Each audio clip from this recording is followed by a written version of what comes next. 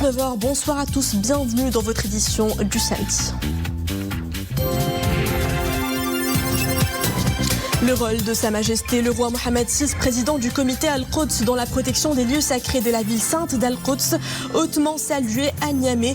Le Conseil des ministres des Affaires étrangères de l'Organisation de la coopération islamique loue l'action de l'agence Beit Mal Al-Quds Sharif dans la réalisation de projets de développement au profit des Maqdissi. Après des semaines de sécheresse, pluie et neige font leur grand retour sur la plupart de nos régions.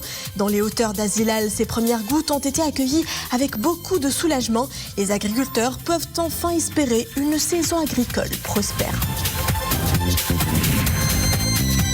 Salé, la cité millénaire aux allures de galeries à ciel ouvert. La ville abrite jusqu'au 30 novembre collective, un panel d'œuvres qui portent chacune la touche singulière de 3 artistes confirmés et amateurs. Pour les non-slaouis qui n'auront pas l'occasion de s'y rendre, nous vous y ferons l'immersion en fin de ce journal. Sa Majesté le roi Mohammed VI a adressé un message de félicitations au président de la République islamique de Mauritanie, Mohamed Ould Cheikh Al-Ghazouani, à l'occasion de la fête de l'indépendance de son pays.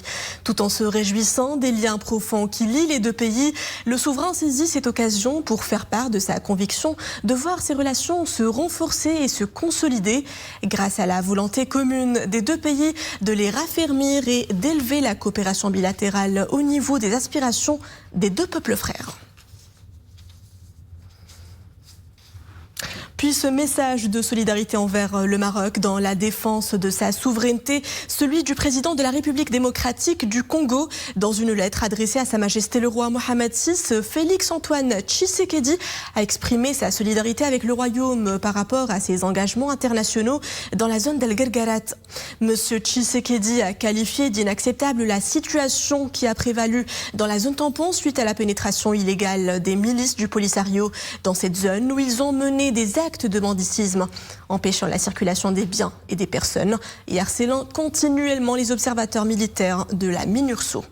M. Tshisekedi a souligné qu'il partage l'avis que la communauté internationale, par le truchement de l'Organisation des Nations Unies, je cite, dont vous avez eu à saisir le secrétaire général sur le dossier, mettra tout en œuvre en vue de remédier promptement et définitivement à cette situation, conclut la lettre du président congolais. Le soutien international à l'intervention du Maroc pour garantir la libre circulation à travers ses frontières se poursuit. Pays et organisations internationales ont confirmé le droit inaliénable du Royaume de mettre fin aux provocations des milices du Polisario. La Croatie s'associe à cet élan de solidarité vis-à-vis de la position marocaine. Le ministre croate des Affaires étrangères et européennes a salué l'engagement du Maroc en faveur du cessez-le-feu ainsi qu'en faveur de la liberté du mouvement civil et commercial à travers le passage d'El Guerguerat. Direction Niamey, la capitale du Niger, où la 47e session du Conseil des ministres des Affaires étrangères de l'Organisation de la coopération islamique OCI a salué le rôle de Sa Majesté le roi Mohammed VI, président du comité Al-Quds, dans la protection des lieux sacrés de la ville sainte. Les ministres des Affaires étrangères de l'OCI se sont félicités également du rôle tangible de l'agence Beit Mal Al-Quds Sharif dans la réalisation de projets de développement et d'activités au profit des Maqdissi. Ils ont salué la création du centre culturel marocain Beit Al-Maghreb à Al-Quds pour promouvoir les valeurs de tolérance et de coexistence entre les cultures et religions monothéistes. Le Conseil des ministres des Affaires étrangères a également mis en exergue le haut patronage de Sa Majesté le roi accordé au Congrès sur les droits des minorités religieuses en terre d'islam, tenu en janvier 2016 à Marrakech, et la teneur de la déclaration de Marrakech sur les droits des minorités religieuses, ainsi que l'appui du souverain aux activités de l'Organisation islamique pour l'éducation, les sciences et la culture ICESCO. Enfin, les chefs de diplomatie des États membres de l'OCI ont renouvelé leur remerciement à Sa Majesté le roi pour avoir bien voulu donner son accord pour la désignation de Son Altesse Royale, la princesse Lalla Meriem, ambassadeur de bonne volonté de l'organisation, dans le domaine de l'autonomisation, de l'institution de mariage, de la famille et de la lutte contre le mariage des mineurs. Merci. Un bus est prévu pour les acheminer au palais de... Processus de paix en Libye, c'est la ville du Détroit, Tanger, qui a abrité les travaux d'une réunion des membres de la Chambre des représentants libyenne à l'invitation du Royaume du Maroc, comme le souligne le communiqué final de cette réunion tenue depuis le 23 de ce mois. Le communiqué final souligne d'abord que le siège constitutionnel de la Chambre des représentants libyenne est la ville de Benghazi. Nous y reviendrons beaucoup plus en détail dans notre édition principale en langue arabe de 21h. Situation épidémiologique en très légère amélioration si l'on en juge par les données des dernières 24 heures. 4412 nouvelles infections, 4538 nouvelles rémissions, 50 décès, 45 375 cas actifs au total, soit 176 de moins en 24 heures. Les cas sévères ou critiques, 1032, 1 de moins qu'hier, dont 450 sous respiration artificielle, 20 de plus qu'hier et 87 intubés, autant que le chiffre enregistré hier à 18h. La course au vaccin s'accélère à travers le monde. Entre essais cliniques, fabrication et acheminement, les pays préparent l'immunisation à large échelle de leur population. Des dizaines de millions de doses sont déjà commandées. Une course acharnée à laquelle se livrent également depuis des mois les géants pharmaceutiques mondiaux, en lice entre autres Pfizer, AstraZeneca, Sinopharm ou encore Moderna et Sputnik. En tout, 48 candidats vaccins sont développés. Les pays touchés y voient une bonne dose d'espoir pour juguler une pandémie qui a déjà occasionné la mort de près d'1,5 million d'habitants dans le monde. Oumaima Ramli nous en fait le point. Avec plus de 12,7 millions de cas détectés et quelques 260 000 décès, les États-Unis sont le pays le plus accablé par la pandémie. La course au vaccin y bat en plein depuis quelques semaines déjà. 2 candidats vaccins n'attendent plus que le feu vert de la Food and Drug Administration. I hope close to an approval first of the Pfizer vaccine that has shown 95%. Le vaccin de Pfizer a déjà démontré une efficacité de 95%. Nous espérons une première validation des vaccins américains au plus tard le 13 décembre. Le coup de lancement de la campagne sera donné immédiatement après le feu vert de la FDA. Toujours sur le continent américain, le Canada s'apprête aussi à lancer une campagne massive de vaccination, avec l'équivalent d'environ 414 millions de doses de vaccins en développement auprès de plusieurs géants pharmaceutiques, notamment Pfizer, Moderna, Johnson & Johnson, Sanofi et AstraZeneca. Le Canada entend immuniser la majorité de sa population d'ici septembre 2021. Les docteurs ont souligné qu'il y a de très bonnes chances, si tout fonctionne bien, qu'on puisse vacciner la majorité des Canadiens d'ici septembre prochain. Donc, on est en très bonne position à ce niveau-là, mais on va continuer de travailler avec les provinces, avec toutes les informations nécessaires pour que tout le monde puisse faire sa part pour livrer pour les Canadiens dans cette situation difficile. À leur tour, beaucoup de pays de l'Afrique subsaharienne préparent depuis des semaines déjà l'arrivée prochaine des premiers lots de vaccins. Mais pour un grand nombre de pays du continent, ils en appellent à la solidarité mondiale. Le président nigérien, président la 47e session du Conseil des ministres des Affaires étrangères de l'OCI, l'a bien souligné à l'ouverture des travaux de cette session accueillie par Niamey. Le vaccin contre le coronavirus donne l'espoir au monde entier que cette crise sera vaincue très bientôt. À cet égard, notre organisation doit faire montre d'offensive et de solidarité agissante à l'endroit de ses États membres les plus fragiles pour qu'ils accèdent à ce vaccin. Nous restons dans le continent où les HCR tentent de sensibiliser la communauté internationale à ne pas oublier les réfugiés. Pour les humanitaires, le vaccin est l'unique espoir. Les mesures de distanciation, c'est vraiment très minime, pour ne pas dire inexistante.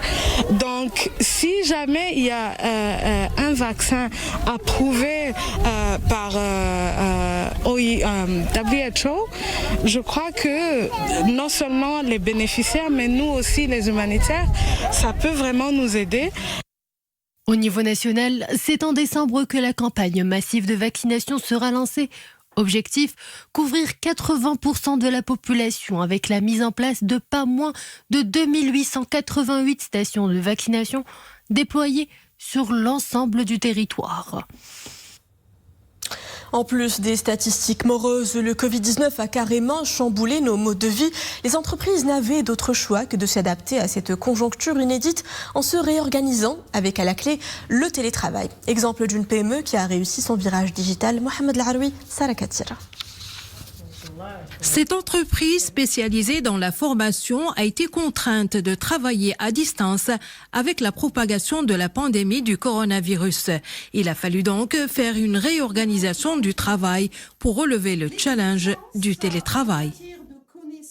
Aujourd'hui, avec le digital, c'est plus simple, c'est plus facile et surtout, ça prend moins de temps. Avant, l'impression, ça nous prenait beaucoup de temps, parfois des impressions qui devaient être refaites. Le télétravail a été pour certaines entreprises très productif. Ce nouveau mode de travail a permis de développer des plateformes de e-learning pour cette entreprise spécialisée dans la formation. Ces deux plateformes nous ont permis aussi de transformer toutes nos formations présentielles en e-learning, la chose qui a permis de toute façon de regrouper les 400 formateurs indépendants, auto-entrepreneurs, et la chose aussi qui a permis de renouer le business avec nos clients. Bien sûr, tout cela ne serait pas permis sans la vision de Sa Majesté le Roi, que Dieu l'assiste, une vision royale de sagesse qui nous a permis l'accès au financement à travers les crédits Relance et Oxygène. Le télétravail présente donc un intérêt commun aussi bien pour l'employeur que pour les collaborateurs. Il peut même être adopté par plusieurs entreprises, même après la fin de cette pandémie. Vous l'avez sans doute constaté, le mercure a sensiblement chuté sur l'ensemble du royaume et la pluie, elle, a fait son grand retour. Et c'est parti pour durer tout le week-end. C'est en tout cas ce que nous annonce la Direction générale de la météorologie dans un bulletin spécial. Un temps froid et des averses orageuses localement fortes sont attendus du samedi au lundi dans plusieurs provinces du royaume. Le thermomètre affichera donc jusqu'au lundi des valeurs comprises entre -5 et 0 degrés et 4 et 10 degrés dans les provinces d'Al Haouz, Azilal, Bni Mellal, Midelt, Ifran, Khnifra, Sfrou, Taourirt, Figuig, Tinghir, Boulman et les reliefs relevant de Ouarzazat et Rachidia. Prévoyez également un temps instable demain si vous vous trouvez dans les provinces de Safi, Sidi Ben Nour et El Jadida. Des averses orageuses localement fortes intéresseront ces régions de minuit à 10h.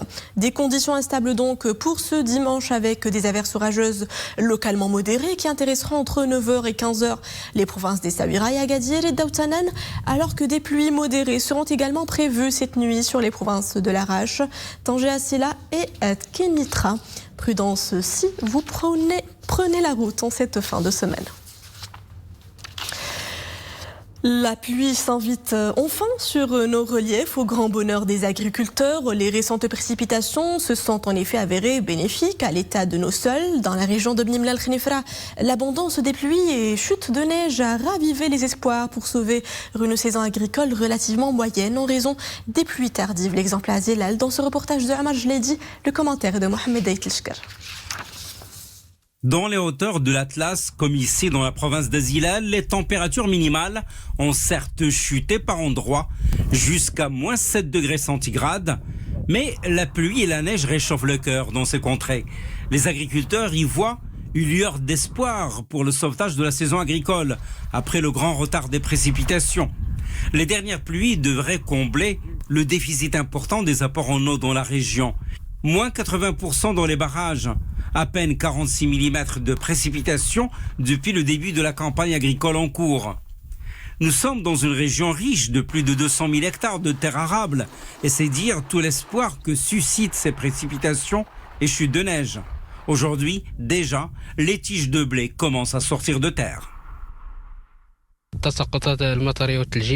Les précipitations et les chutes de neige arrivent au moment opportun.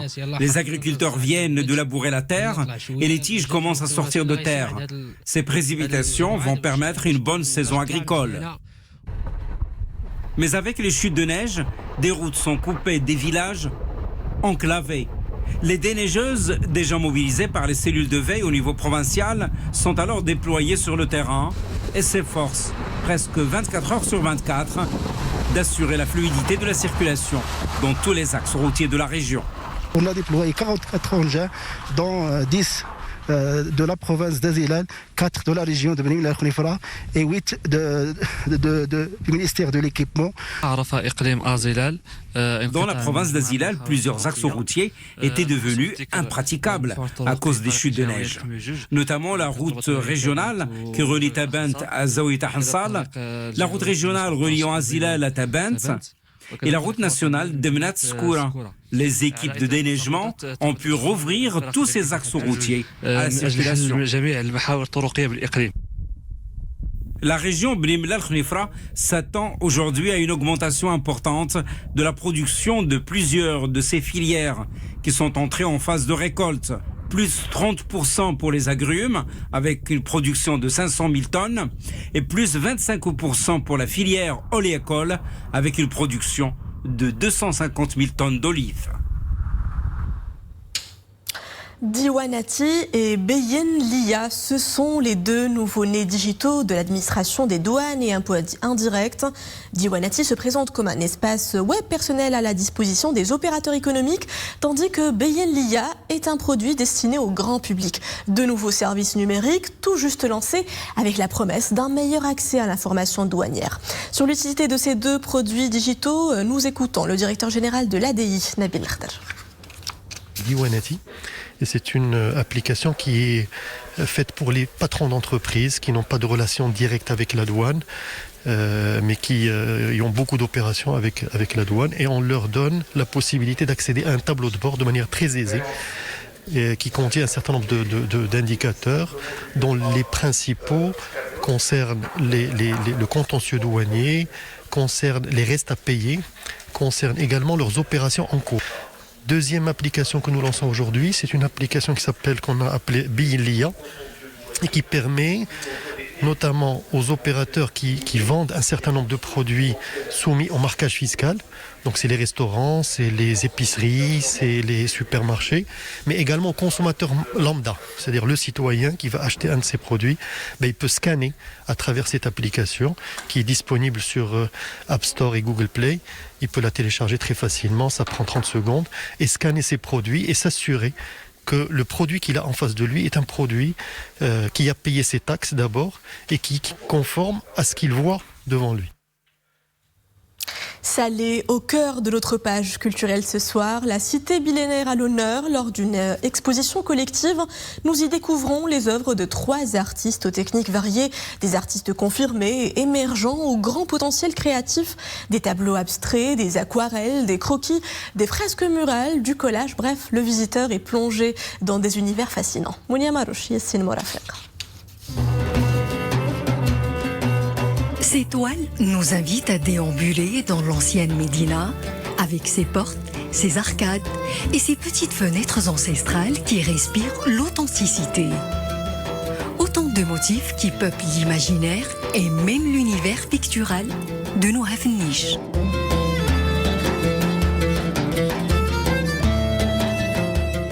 Mon inspiration, je la trouve dans la Médina et tout ce qui l'entoure comme paysage. Là, je participe avec 3 collections de mes tableaux. Une collection paysage, une collection Maghreb mon amour et une collection grandeur nature. Le voyage se poursuit et cette fois-ci à travers le pinceau de Zakaria Bassine. En infatigable pèlerin, il n'a cessé de parcourir le Maroc en quête d'authenticité. Et c'est le Sud qui l'a le plus inspiré.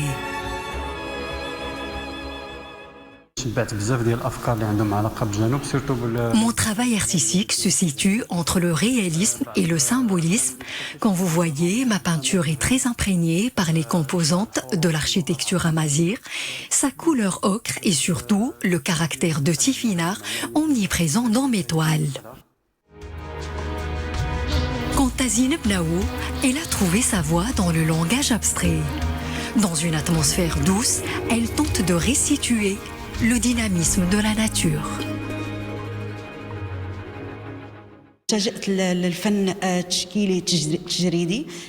L'art abstrait me donne une grande liberté de création.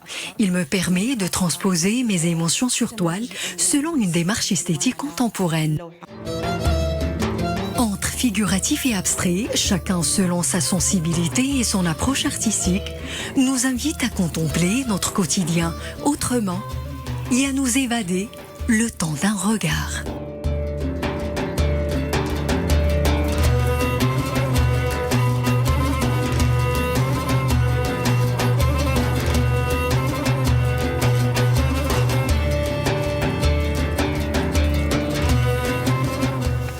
Et voilà, c'est la fin de cette édition. Merci à vous de l'avoir suivi. Retrouvez à 21h Nadia El Moudn pour le journal Al Raïsia. Quant à moi, je vous donne rendez-vous demain à la même heure.